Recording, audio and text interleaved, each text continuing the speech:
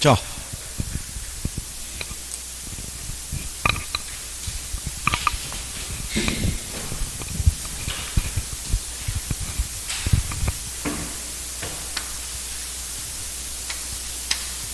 이게 반평균이 이게 60점을 가져야 되는데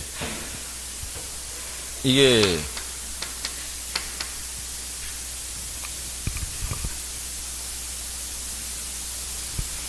뭐 이렇게 돼 있어요. 근데 이게 이제 무슨 문제가 있냐면 상위하고 하위의 격차가 너무 커요. 네? 잘 보는 분들은 그 성적이 상위 레벨을 유지할 수 있는데 밑에 쪽에서 이게 점수가 반평균이 떨어지고 있는 거죠. 그러니까 이걸 보완을 해야 돼요. 그렇죠? 올라갈 수 있도록. 그러니까 뭔가가 지금 용어나 이런 게 전혀 정리가 안 돼 있는 분들은 공부해야 돼요. 네? 공부를. 공부 안 하는데 점수가 안 올라갈 거 아니에요. 그죠? 공부하셔야 되고. 그리고 이달 마지막 주 수업하고 10월달 이제 초에 연휴 들어가겠죠. 그리고 연휴 끝나고 나면은 이제 이 수업이 핵심 요약 정리로 한 2주 할 거예요. 그리고 이제 백선하고 그러면 끝나는 거예요. 이게. 이제 끝난다고 이제. 네? 그러니까 자료를 원래 10월 달에 추석 연휴 끝나고 드려야 되는데 자료를 미리 드릴 테니까 연휴 기간 중에 그 압축한 내용을 가지고 정리를 한번 해보세요. 무슨 말인지 아시겠나요? 네? 그리고 이제는 뭐 다른 게 어디 있어요? 그냥 뭐 가긴 어딜 가겠어요? 그냥 남아서 공부해야 되죠 지금. 네? 어디 뭐 가기는 뭐 갈 데가 지금 가는 게 중요한 게 아니잖아요. 시험장에 들어가서 답을 맞춰가지고 또 이 학원으로 다 모여야 될 거 아니에요. 그죠? 네? 그러니까 공부가 좀 되신 분들 남고 공부가 안 되신 분들 남아가지고 이게 마치 막 해서 이게 좀 정리가 돼야 되는 거예요. 그죠? 반평균이 이게 좀 올라가야 되잖아요. 이게. 그죠? 조금 하면 올라갈 수 있어요. 몇 개만 좀 수정을 하더라도. 그죠? 열심히 하시고 오늘 남아서 공부하시고 최초 오늘 남아서 공부하나? 지난주에 남아서 공부했지? 그래 남아서 공부하면 되지. 나머지 남아서 공부하시나요? 남아서 공부 좀 하시고 우리 사장님 오늘 오래간만에 오셨죠? 아니 근데 얼굴을 보여주셔야지 이게. 그리고 동영상으로 푸는 거하고 또 틀려요. 이게 실전에 와서 하는 거하고. 실전에서 하면 시간적인 제약을 못 느끼니까 그냥 이렇게 푸는데 실전에 가면 시간 제약이 있잖아요. 그러니까 그걸 직접 느껴봐야 된다고요. 그걸. 그래야지 문제 풀 때 도움이 되시고 안 되는 거는 빨리빨리 해소를 해야 되잖아요. 그죠? 그렇지 않겠어요? 힘들 내시고 우리가 지금 떨어진다는 생각을 갖고 있으면 여기 왜 앉아 있겠어요. 그죠? 어떻게든 된다는 생각을 갖고 있으니까 앉아 있는 거지. 그러니까 틀린 거를 보완을 하셔야 돼요. 틀린 거. 그렇죠? 틀린 거.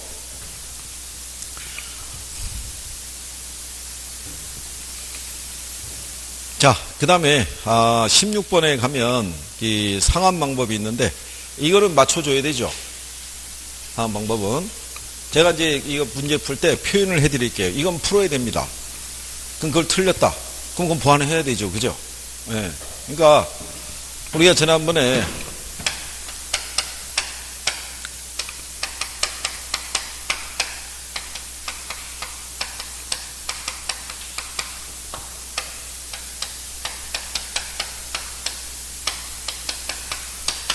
자, 이런 식으로 제목이 있으면 누가 보더라도 얘는 원리금이 뭐 하는 거예요?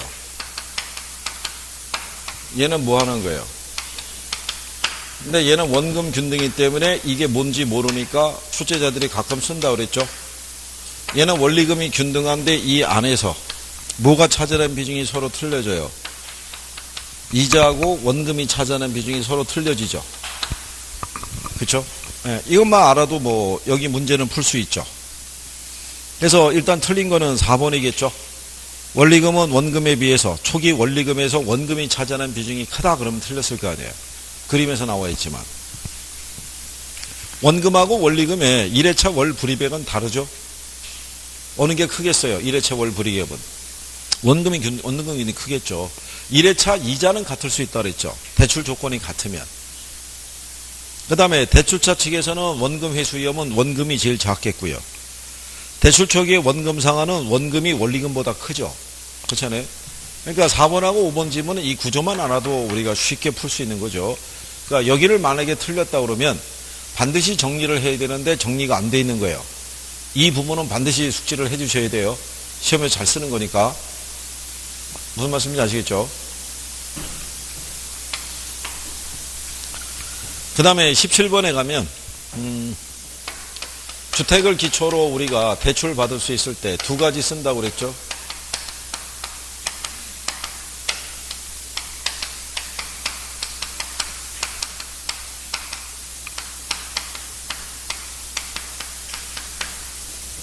그래서 대부 비율은 주택 가치에다가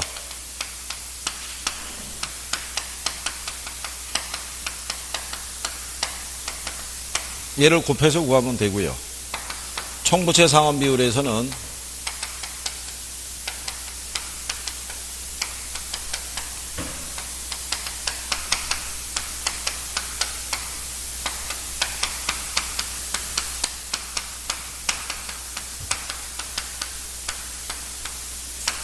이렇게 해서 우리가 구한다고 그랬으니까요.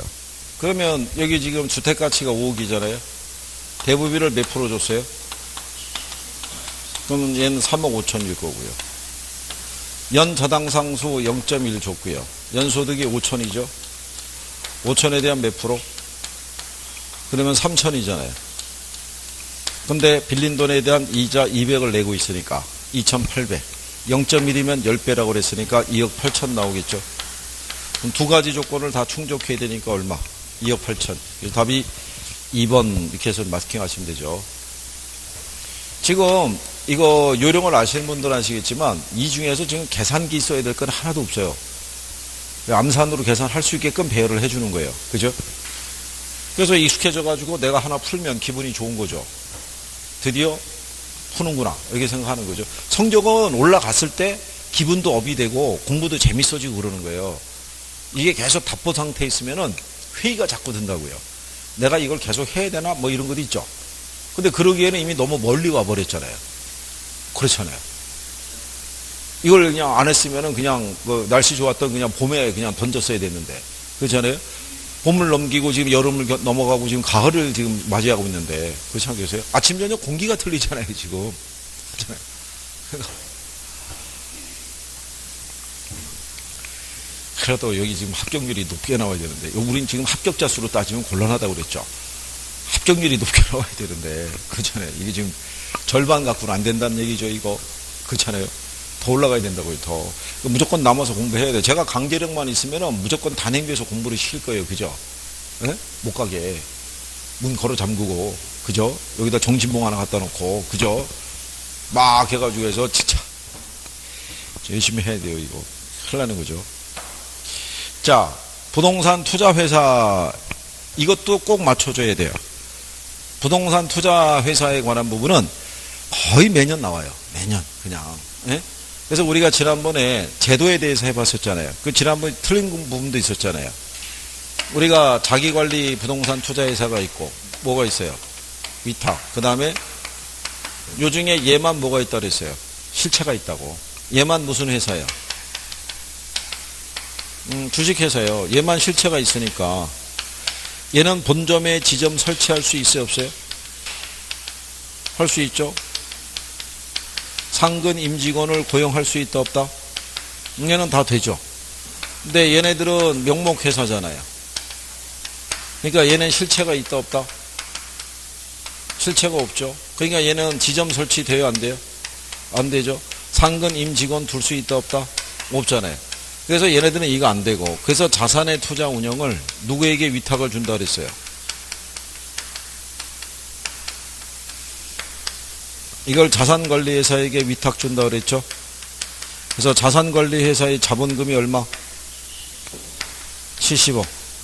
자산운영 전문력을 5인 이상 둬야 된다고. 그 이제 얘하고 이제 똑같다라고 얘기한 거죠. 그래서 이제 그런 거는 기본적으로 정리하셔야 되고 매번 얘기했죠. 설립 자본금 얼마? 최저자본금 하면 이거 그냥 틀리지 않게 또 조심하셔야 돼요. 이건 바뀌어서 그냥 무조건 얘기를 맨 앞에다 뒀더니 그냥 자본금만 얘기하면 무조건 5억 꼭 나가니까, 그죠? 설립 자본금은 5억서부터 출시해요. 그죠? 얘는 7로 시작하는 거예요. 최저 자본금은. 그죠? 그리고 이제 공모를 얘기하죠. 얼마? 30. 얘는 적용 안 된다 그랬죠? 3호도 가능하다 그랬어요. 그 다음에 이게 이제 이번에 바뀌는 거죠. 얼마? 역시 이거는 얘는 적용 안 된다고 그랬고,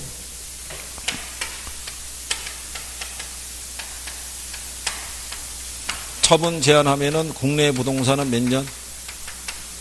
국외는 정관에서 정하도록 돼 있죠. 얘는 이것도 적용 안 받죠. 그 다음에 자산 구성 아시죠?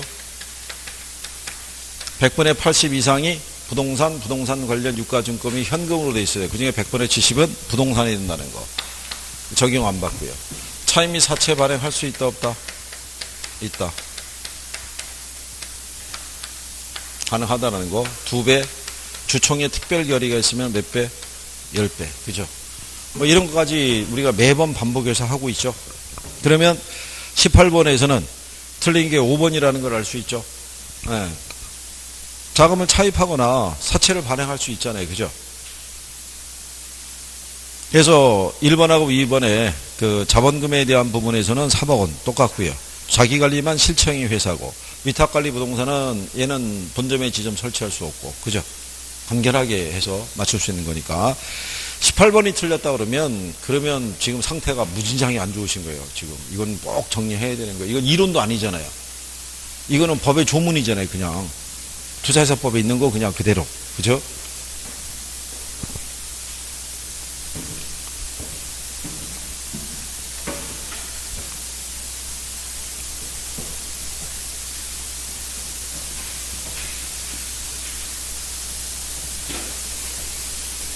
그 다음에 19번에 가면, 자, 지난주에 우리가 이걸 했었죠.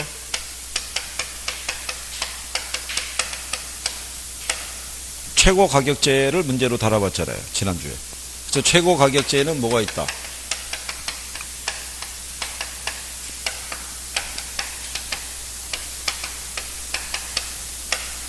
지난주 한 거 기억하시죠? 이렇게. 그래서 우리는 그 최고 가격제 중에 임대료 규제를 지금 해보고 있는 거죠. 그러면 이 안에 분양가 규제도 또 문제로 나올 수 있다는 얘기죠. 그렇잖아요. 자, 최고 가격제에서는 규제 가격이나 임대료가 시장 가격보다는 낮아야 된다라고 얘기를 했고요. 이 규제 가격 하에서는 뭐가 발생한다? 초과 수요가 발생하고요. 무슨 시장이? 암시장이. 주택의 질이 어떻게 돼요? 떨어지죠. 이건 공통점이라고 그랬고, 임대료 규제 하에서는 임차자들의 주거 이동이 어떻게 된다 그랬어요? 제한이 된다. 뭐 이런 것까지도 우리가 해봤던 거죠. 그러니까 기본적인 게 되시면 임대료 규제 이런 것도 반드시 알아두셔야 돼요. 최고 가격제에 대해서. 얘들도 실제 빈도가 높은 거니까. 그래서 거기 보면 타당한 걸 물어봤으니까 1번에 규제 임대료가 시장 임대료보다 낮게 설정이 되면 저소득층 임차인들의 주거 환경이 개선될 수 있다는 게 틀렸겠죠.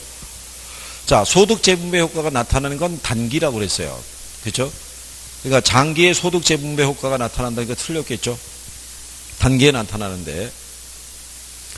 그리고 3번하고 4번도 틀린 거죠. 네, 3번하고 4번이 틀린 거는 규제 임대료가 시장 임대료보다 낮았을 때 효과가 있는 거지, 높을 때는 아무런 변화가 없다고 그랬어요. 그럼 답이 이제 5번이겠죠. 규제 임대료가 시장 임대료보다 낮게 설정이 되면 임차인들의 주거 이동이 위축이 되겠죠. 걔가 답이겠죠. 그러니까 요 기본적인 것만 알고 있으셔도 답을 푸는 데는 별 지장이 없죠. 그러니까 여기는 반드시 또 정리가 돼야 되죠.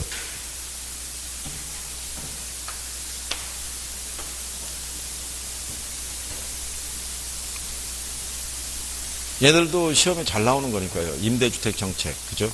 네, 그래서 꼭 기억을 해 두셔야 되고요. 그 다음에 20번 문제를 보시면은 틀린 것은 1번이죠. 일단 개발권 양도제의 가장 큰 그 취지 중에 하나가 뭐냐면 공공의 비용 부담을 최소화하는 거죠. 정부에. 어디를 통해서 문제를 해결하간다 그랬어요? 시장기구를 통해서. 그죠? 근데 우리가 이제 여기서 정리해야 될 거는 지난주에도 했었지만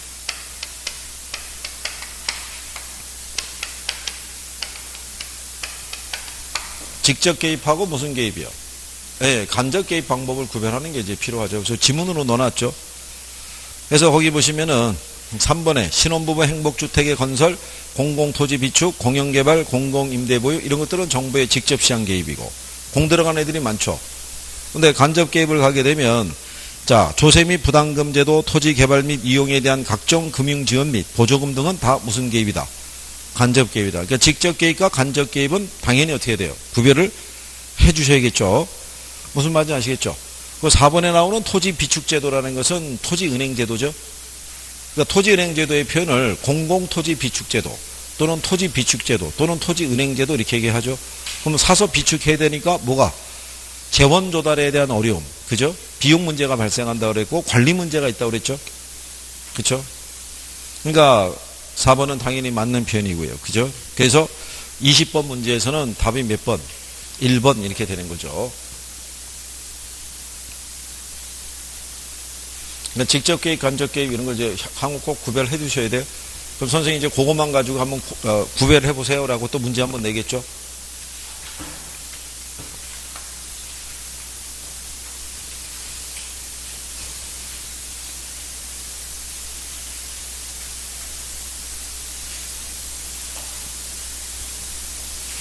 그리고 어쨌든 아까 인 것처럼 성적이 조금 밑에 있으신 분들은 급하니까 4개씩은 올라가야 돼요. 한 주에. 그래 어떻게 해볼 수 있는 거예요? 한 주에 4개씩 올라가려고 그러면 얼마나 많이 하셔야겠어요. 그죠? 이제 걱정이 돼서 하는 소리니까. 그러니까 이제 안 되는 거 위주로. 그러니까 아주 내가 모르겠는 거는 어쩔 수 없어요. 근데 이제 선생님 이거는 꼭 알고 들어가야 됩니다. 그런데 이제 거기서 자꾸 틀리면 그건 개선을 해야 되는 거예요. 그거는 그 부분이 개선이 안 되면 계속 틀릴 거 아니에요. 다음 주에 문제 줘도. 그쵸? 자, 21번에 가면 우리 이거 했었어요.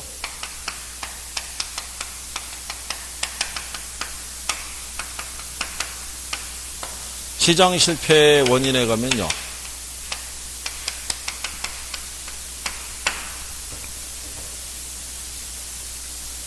불안전 경쟁에 따른 독점 등의 문제가 있고요.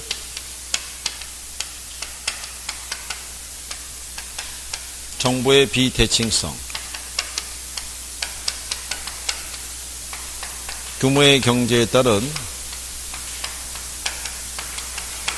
비용 체감 산업, 그 다음에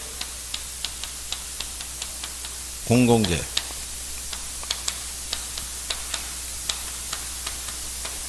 그래서 얘네 둘만 노란색으로 해줬죠.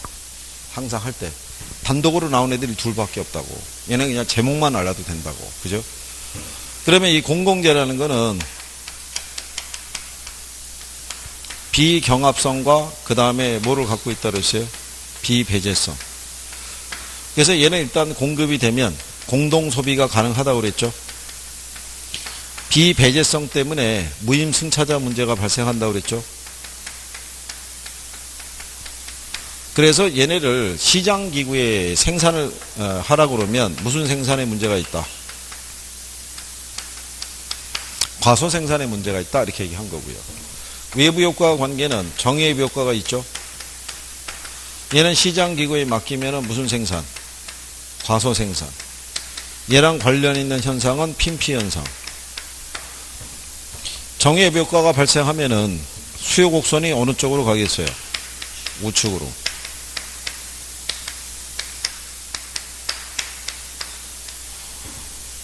자, 부의효과는 시장기구를 통해서는 무슨 생산? 과대생산. 관련 있는 현상을 님비현상. 얘는 무슨 곡선을?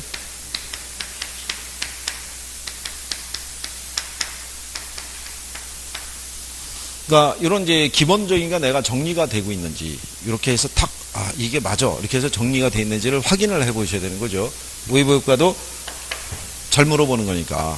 그죠?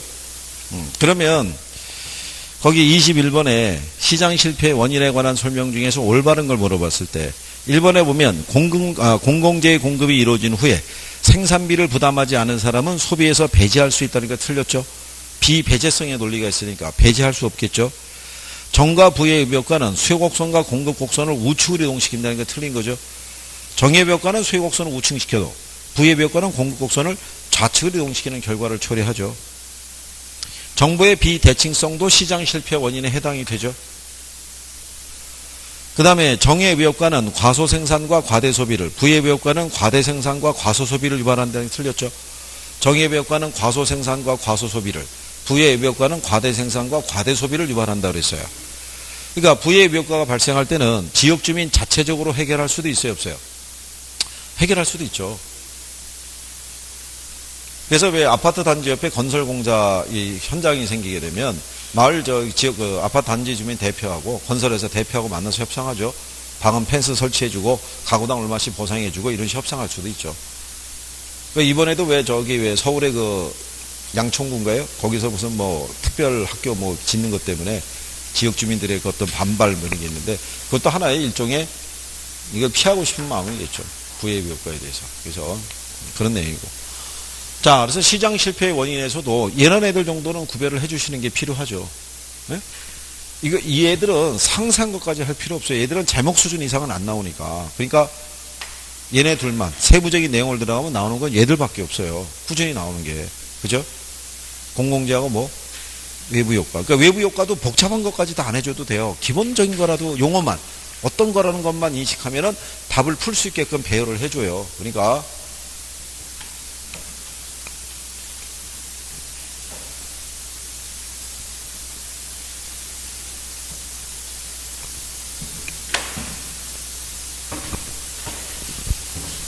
자,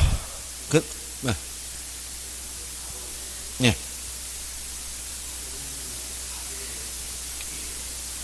어느 게요? 부의 의벽과는, 예. 아니요, 이 틀렸다고요. 그러니까 과소생산과 과소소비라고요.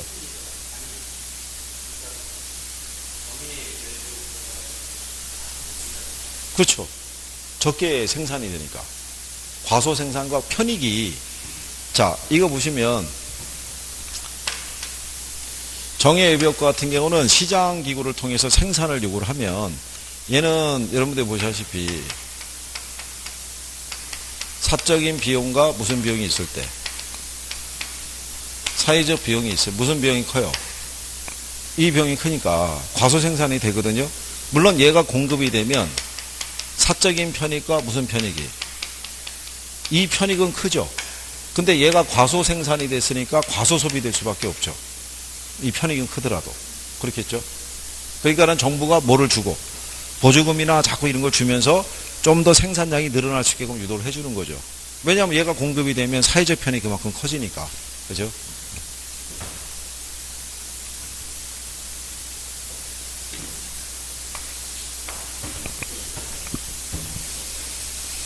자, 그 다음에 이제 22번에 가면 임대주택 제도 및 정책에 관한 설명으로 틀린 거 했을 때 우리가 2번하고 4번은 많이 해봤어요. 그죠? 장기 전세주택하고 중공공 임대주택은 장기 전세주택은요. 공급자가 국가, 지자체, 토지주택공사 또는 지방공사 있죠. 예, 얘네들이 임대할 목적으로 건설 또는 매입하는 주택을 얘기하고 기간이 20년이라고 그랬죠. 얘가 두 번 나왔다 그랬죠. 20년으로 한 번, 30년으로 한 번. 예?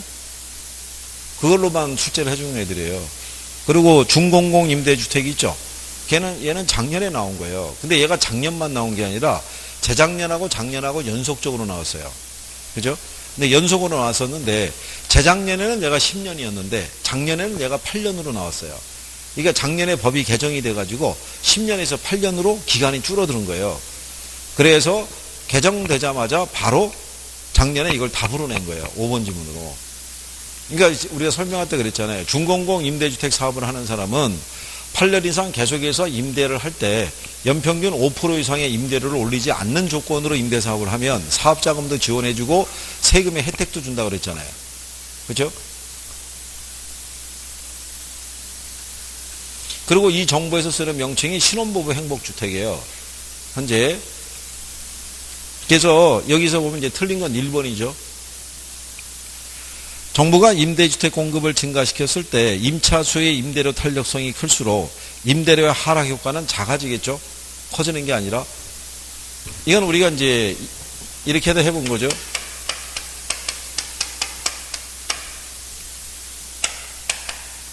공급이 증가할 때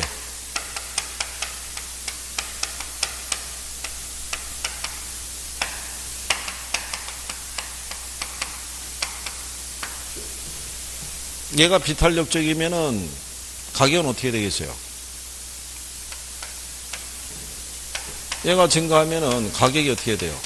하락하잖아요. 얘가 비탄력이면 더 하락하고 탄력이면 덜 하락하잖아요. 그죠?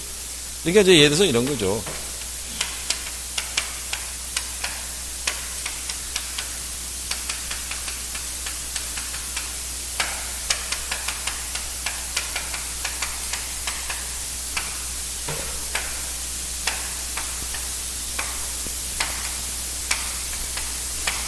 정부가 인천 계양에다가 임대주택 100채를 공급을 했어요. 그랬더니 120가구가 몰린 거예요. 신청하기 위해서. 그렇잖아요. 그러면 얘는 이 싸게 공급하지만 그 공급가 이하로 떨어질 일은 없겠죠.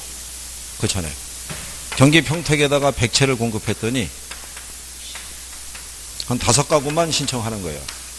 공실이 95%잖아요. 그러면 이 임대료 수준보다도 더 떨어질 가능성이 있어요, 없어요? 있죠. 비탄력이니까. 얘는 뭐예요? 탄력적이니까. 그죠? 공실이 거의 없을 거 아니에요, 얘는. 그러니까 가격 하락했을 때 공급이 많이 늘어나면 그만큼 수요가 공급이 늘어난 것과 수요가 늘어난 거는 같아진다는 얘기죠. 그러면 가격이 덜 떨어질 수밖에 없죠. 근데 비탄력이면 더 떨어지겠죠. 그런 논리죠. 그러니까 이거 기출해서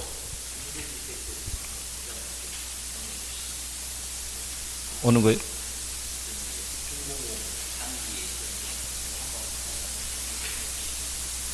그 지금 말씀드린 그 내용이에요. 거기 지문에도 나와 있지만 장기 전세 주택은 이게 이제 거의 국가라든가 지자체 등이 임대주택을 공급할 때 기간을 몇 년으로 정하냐면 20년. 우리 저기 유학집에도 이거 정리를 해드렸거든요.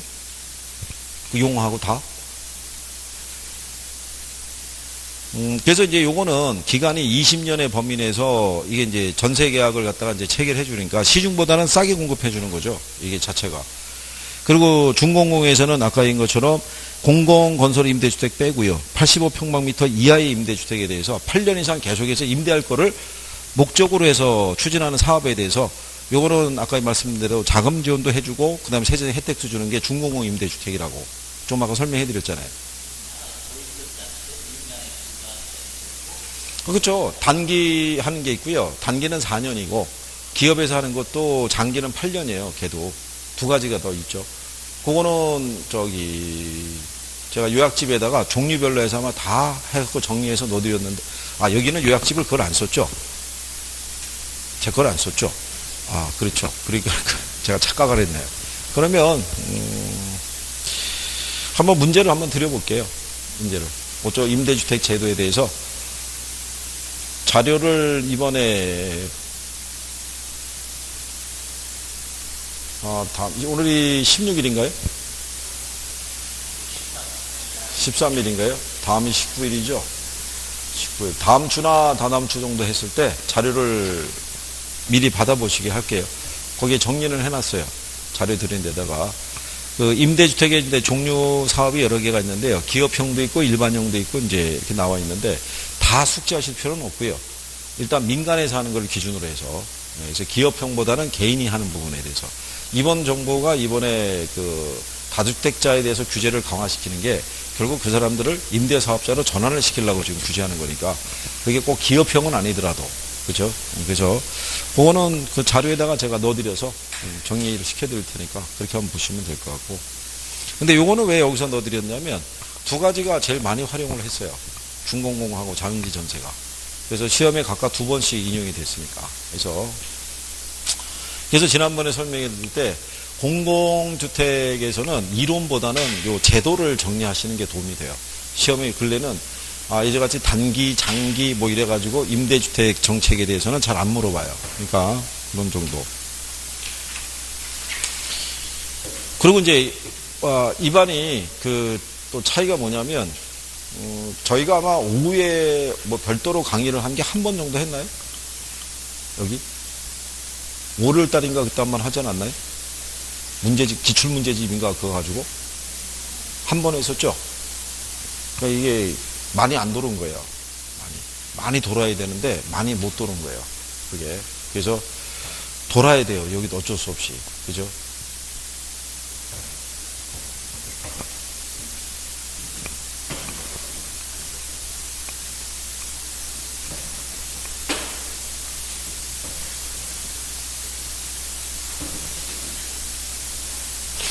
자, 뭐 그래도 어쨌든 돌리는 방안을 뭐 갖고 또 해봐야죠. 뭐.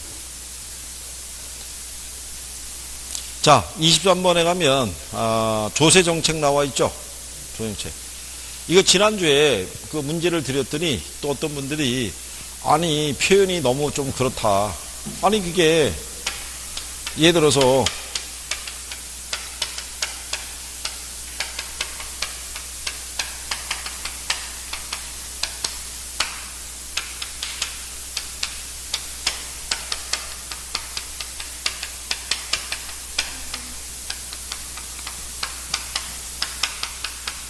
자, 공급에 비해서 수요가 탄력적일 때 조세가 부과가 되면 조세의 소비자 부담은 작아진다.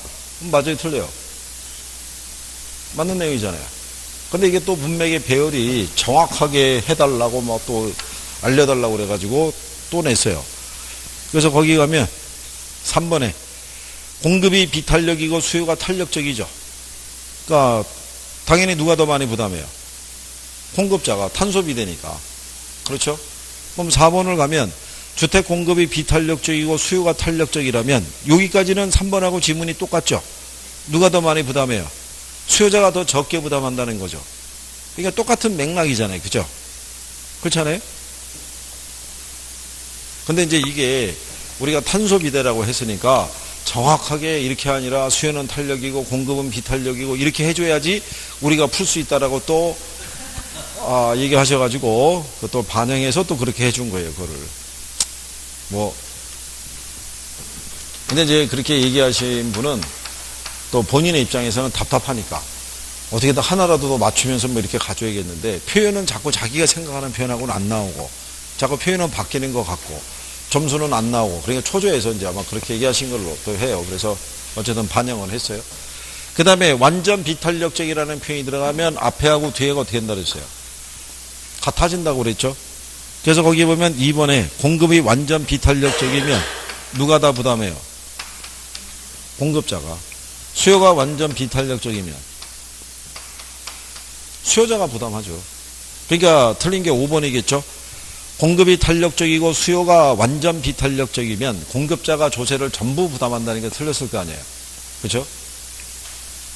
그러니까 이거는 그냥 공식처럼 생각해달라고 그랬죠. 지난 시간에 우리가 이거 그래프 그리면서 설명해 봤잖아요. 그죠? 그러니까 이게 여기 빨리 끝나야 우리가 이제 다른 또 이론을 또 한번 알아보죠. 지난번에 헨리 조지의 토지 단일세 있죠. 네, 거기 관한 이제 내용을 갖다가 또 쭉 문제로 깔아갖고 한번은 정리를 하고 또 한번 가봐야 되잖아요. 그죠? 혹시 모르니까. 그죠? 자, 그래서 그런 내용 정도 정리 한번 해보시고요. 24번에 보면 이거는 뭐 맞춰주실 거라고 생각을 해요. 소비자가 특정 점포를 이용할 확률은 경쟁 점포의 수, 점포와의 거리, 점포의 면적에서 결정이 되죠.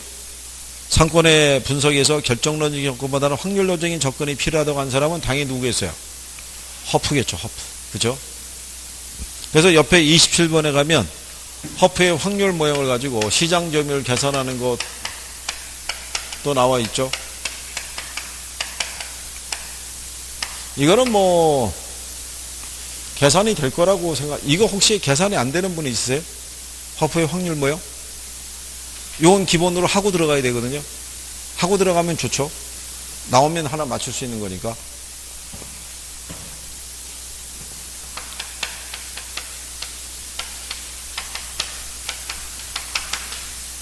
시장 점유율은 모든 점포의 효용이죠. 그러니까 개별 점포의 효용의 합이니까 그냥 모든 점포로 한 거죠.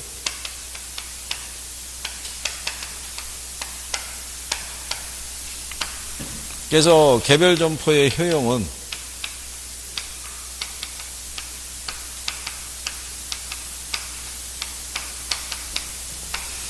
이게 거리에 따른 뭐라고 그랬어요? 마찰계수. 마찰계수는 1도 될 수 있고 2도 될 수 있고 3도 될 수 있다고 그랬고요. 그 다음에 여기는 매장 면적 얘기하죠. 그러면 3개의 점포가 있으면 3개의 점포에 대해서 다 주어지죠. 얘는 면적이 얼마? 2500, 5km, 25. 그럼 얘는 얼마야? B는 900이죠. 3이죠. 그러면 얘는 얼마? 100. 근데 C는 마찰계수가 1이죠. 얘가 2만인가요? 2000인가요? 얘가 1이니까 10이고 그럼 얘는 얼마? 200. 그럼 다 구한 거죠. 4분의 1이니까 4분의 1이면 25%잖아요. 네. 그러니까 답이 5번이겠죠. 그리고 인원은 2만 명이겠죠. 10만 중에서 80%만 이용하니까 8만의 4분의 1이니까 2만 이렇게 나오겠죠. 그러니까 여기서 1번 지문쯤에다가 유인 지문 하나 쓸까 그러다가 그냥 뺐어요. 1번에다가 25% 있죠. 그 5만 이렇게 쓰려고 그러다가 그거만 유념하라고 그랬잖아요. 여기서 틀리게 주는 건 그거밖에 없다고. 계산을 하게 되면 25%잖아요. 그죠? 근데 인원의 10만에 예를 들어서 25% 하면은 2만 얼마 나와야 돼요? 2만 5천 명 나와야겠죠. 10만에. 근데 이거는 8만에 25%니까 2만 이렇게 나와야 될 거 아니에요. 그죠?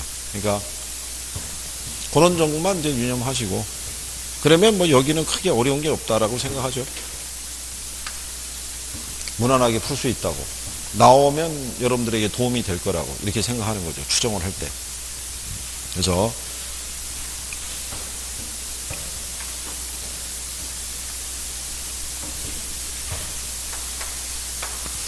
자, 그 다음에 이제 25번에 가시면 이제 도시성장 구조 이론이 나와 있죠. 지난주에는 우리가 이제 동심원 이론을 중심으로 풀어봤죠. 그렇죠? 예. 우리가 이제 동심원 이론상에 보게 되면 저소득층의 주거가 고소득층의 주거보다 훨씬 더 도심에 가깝게 위치하고 있죠. 근데 선형 이론은 반대라고 그랬죠. 누가? 고소득층의 주거가 더 도심 가깝게 위치하고 있다 그랬으니까 답이 틀린 게 4번이겠죠. 선형 이론에서는 저소득층의 수록이 아니라 이제 고소득층의 수록. 고용기회가 높은 예를 들어서 도심과 접근성이 양호한 지역의 주거를 선정하는 경향이 있다는 얘기죠. 그래서 25번에는 답이 몇 번? 4번 이렇게 돼 있죠. 그래서 우리가 지난번에 설명했죠. 5번에 가면 다핵심 이론이 있죠. 예, 거기 보면 이제 도심과 부심이 발달해서 복합적인 구조를 한다 그랬을 때 이게 단핵도시인 이 동심원 이론상의 중심 업무 지구와 여기는 핵하고는 성격이 틀리다고 그랬죠. 중심 업무 지구는 복합적인 기능이 모여 있는 거고 여기는 핵이라는 것은 전문화된 기능으로만 이렇게 분화될 수도 있다라고 얘기한 거죠. 기억하시나요? 그래서 그런 내용까지 정리하시면 되겠고. 그 다음에 이제 26번에 보시면 입지 선정과 관련된 설명 가운데 틀린 거 그랬을 때 지난번에 수업 시간에 언급해 드렸지만 서양은 산업 입지론이죠. 그래서 농업 입지론은 친해내 고립국 이론을 대표적인 이론이라고 보고요. 공업 입지론은 배보의 최소 비용 이론. 그 다음에 상업 입지는 크리스탈러의 무슨 이론? 중심 이론이 가장 대표적이고요. 각각 시험에 다 단독으로 나온 애들이죠. 얘네들이. 동양은 여기에 근거를 하고 있죠. 풍수지리에. 근데 이게 이거를 다 다루고 있는 게 풍수지리죠. 그러니까는 이론적으로는 아주 우수해요. 서양의 입지론에 결코 뒤떨어지지 않는데 지난번에 얘기했지만 시험에 안 나오니까 우리가 안 하는 거죠. 시험에 나오면 하죠. 시험에. 그렇죠? 그러니까 아니 이거 학부에서는 과목이 없는데 대학원에 가면 과목이 있어요. 풍수지리라는 과목이. 우리나라 사람들은 풍수지리 아직 따지잖아요. 이사 갈 때도 날짜 따지고, 그렇잖아요. 방이 이런 거 다 따지니까, 그렇죠. 알아두면 뭐 나쁠 건 없겠죠. 그럼 선생님이 지금 이렇게 얘기했다는 얘기는 셋 중에 뭔가는 나온다는 얘기겠죠? 모의고사 할 때? 그렇지 않겠어요? 근래 안 나왔던 애가 얘라고요. 이 이론이 아주 우수한 이론이기 때문에 여러분들 시험에서 제일 먼저 등장한 애가 얘예요. 고립국 이론. 네, 그러니까 기본적인 거. 이게 왜냐하면 이제 지대론이 있어가지고 지대론으로 이제 대체해서 했는데 어쨌거나 한 번은 정리하고 갈 필요가 있어요. 고립국 이론에 대해서는. 자, 그래서 이제 거기서는 틀린 게 3번이 되겠죠. 튜닝 그러면은 뭐를 중시한다 그랬어요? 수송비를 중시하죠. 수송비를. 그죠? 그리고 4번에 가게 되면 도매상이 집심성 점포에 해당이 된다고 그랬죠. 도매상은 일반 소매상에 비해서는 가격을 싸게 공급하잖아요. 가격을 싸게 공급하기 위해서는 상품 판매 가격에 운송비가 반영이 안 되는 가장 교통비 절약이 발생하는 도심에 입지해야 된다고 그랬죠. 그래서 그렇게 정리하시면 되겠고, 상품이나 서비스의 구입 빈도가 낮을수록 상권의 규모는 커진다고 그랬죠. 그러니까 가구나 가전제품을 취급하는 업체 입장에서는 상권의 범위를 넓게 잡을 수밖에 없죠. 그렇잖아요. 자주 구매하러 오는 게 아니니까. 그래서 이게 정리하시면 돼 있고.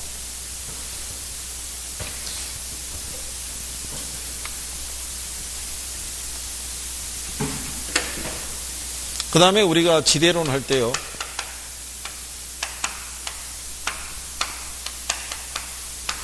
차액지대 있었고, 위치지대 있었고, 절대지대, 입찰지대, 준지대 뭐 이런 거 했을 때 차액지대는 일단 비옥도 기초죠. 이렇게. 한계지에서는 지대가 성립한다 안 한다. 위치지대는 뭐를 기초로요? 수송비. 얘네 한계지에서 지대가 성립한다 안 한다. 안 하죠. 얘는 토지 소유 관계를 기초로 하죠. 얘는 한계지에서 지대가 성립한다 안 한다. 성립한다는 얘기죠. 입찰지대라는 것은 토지 사용자가 지불할 수 있는 최고 가격이죠. 그래서 얘는 초과 이윤이 뭐가 된다? 0이 된다. 그 얘기는 순양가가 뭐가 된다? 0이 된다는 논리랑 같죠.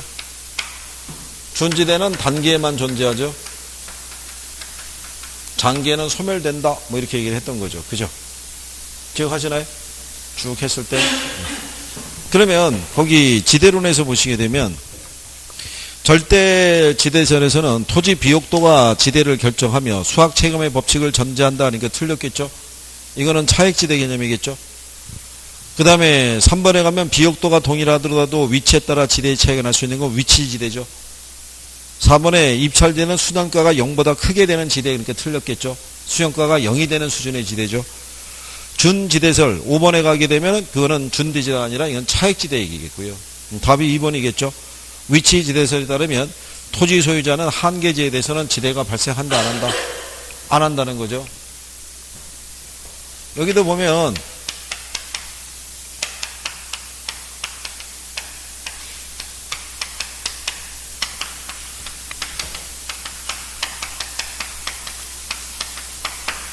이렇게 빼주게 될 때요. 수송비라는 것은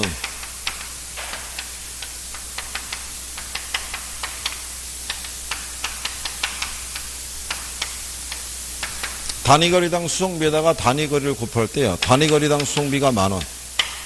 단위거리가 만약에 몇 킬로? 이렇게 10,000원이라 해도 되겠죠. 생산물 가격이 만약에 얼마냐면 20만 원이죠. 그럴 때 만약에 생산비가 10만 원이라고 가정하게 되면 이 작물의 입장에서는 경작할 수 있는 최대 거리는 몇 킬로가 되겠어요? 10킬로밖에 안 나오겠죠. 10킬로가 넘어가게 되면 더 이상의 뭐가? 마이너스가 발생하겠죠. 그러니까 얘네도 한계 입지에서는 지대가 성립한다 안 한다? 안 한다는 얘기죠. 그러니까 도심으로부터 몇 킬로 지점까지만 10킬로 지점까지가 경작의 한계지가 된다는 얘기죠. 이상을 벗어나가면 마이너스잖아요. 그죠? 그러니까 얘네도 한계지에서는 지대가 성립한다 안 한다? 안 한다는 논리예요.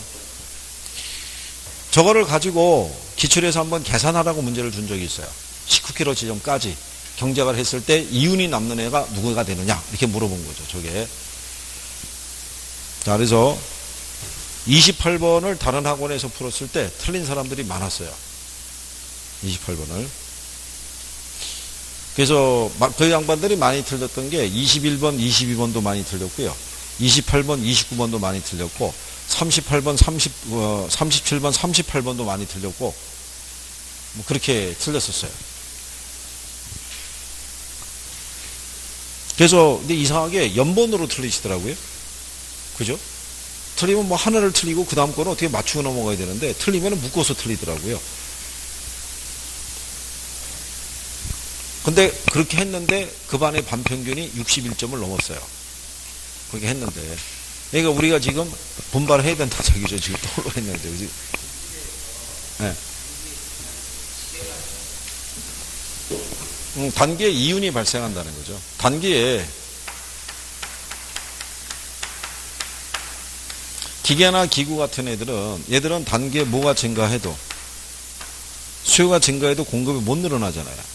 그러니까 초과 수요가 발생하니까 단기에 이윤이 생길 거 아니에요. 생산이 고정이 돼 있으니까. 그게 지대하고 성격이 유사하다 그래서 준지대라고 해준 거예요. 근데 장기는 얘네 생산이 되잖아요. 그러니까 장기는 소멸돼서 없어진다는 거죠. 그래서 자, 그래서 28번은 뭐 2번이라고 치고요. 29번에 시장의 기능으로 볼 수 없는 거. 수업 시간에 얘기한 거죠. 네. 당연히 뭘 시장의 기능으로 볼 수 없어요.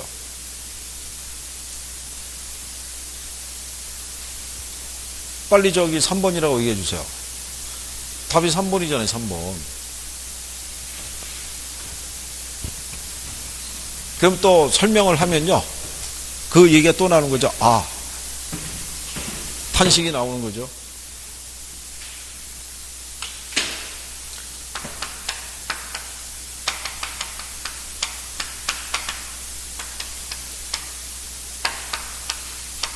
신생아 둘이 있는데 한 애는 태어날 때부터 할아버지가 부자해가지고 100억을 상속을 받고 태어났고 얘는 깔끔하게 태어났다고 그랬잖아요.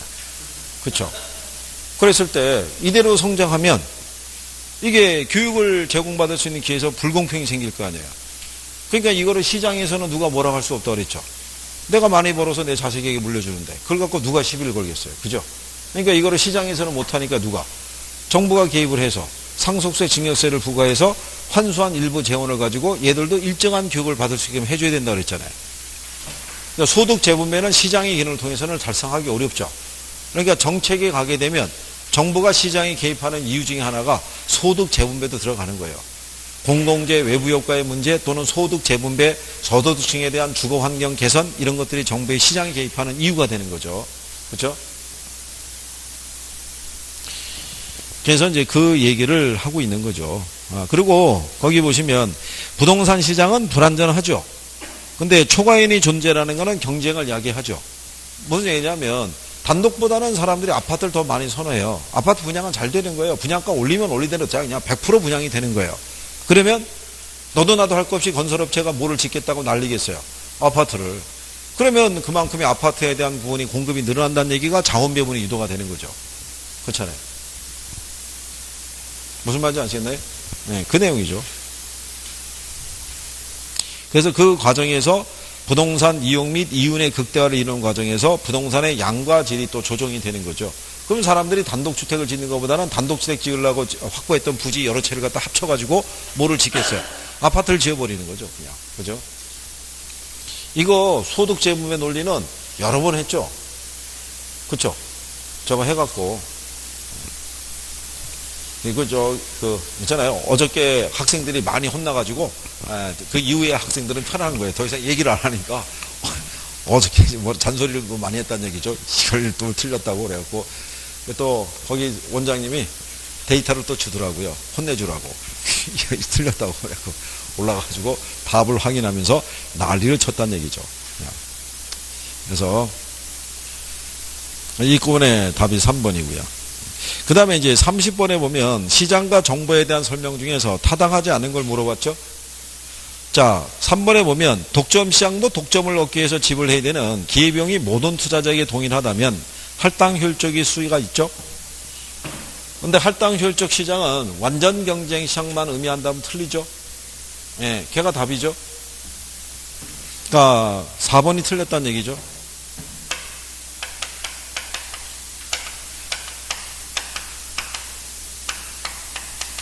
할당 효율적 시장은요, 자원 배분이 효율적으로 이루어지는 시장으로 정상률만 존재해요.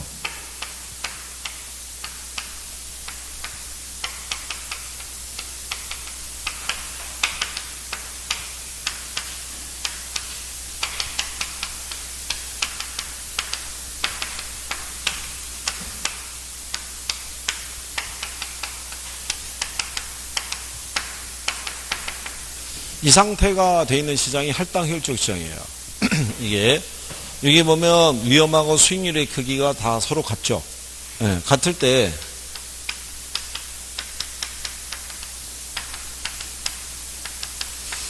자, 우리가 만약에 투자자들이 금융시장에 들어와서 돈을 예금을 하면 이자가 주어질 거 아니에요.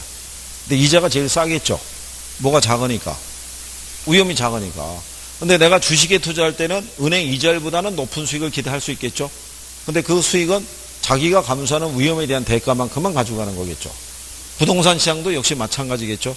그러면 투자자가 어느 시장에 투자하든지 간에 이 투자자가 얻는 수익은 각각의 시장에서 내가 감수하는 위험에 대한 대가만큼만 가져가니까, 즉 정상이윤만 얻을 수 있다는 얘기죠. 초과이윤은 있다 없다? 없다. 그러면 시장에서는 자금이 어느 한쪽 시장으로 쏠리질 않죠. 모든 시장에 균등하게 배분이 될 거 아니에요. 그러니까 자원 배분이 효율적으로 이루어지고 무슨 이윤만? 정상이윤만 발생하는 시장이에요.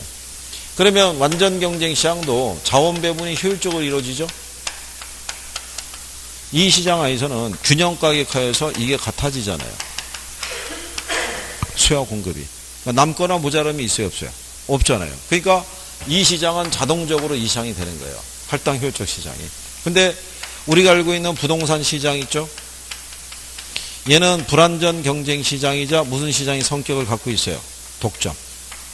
근데 이 시장에서는 당연히 무슨 이윤이 있다? 초과이윤이. 근데 초과이윤을 획득해서 지불해야 되는 정보 비용과 얘가 같으면 얘도 정상이윤만 남을 수 있다는 얘기죠. 이 조건이 되면 얘도 할당 효율적일 수 있죠. 그러니까 할당 효율적 시장이 완전 경쟁 시장만을 의미한다 그러면 틀리겠죠. 무슨 말인지 아시겠죠? 그 요건 정도. 그래서 기억하실 것은 그냥 부동산 시장도 할당 효율적일 수 있다 없다? 있다. 예, 그 정도 정리하시면 되겠죠. 그래서 30번까지 풀어보십시오. 잠깐 쉬었다가 나머지 푸시고 문제집 남은 거 하시죠.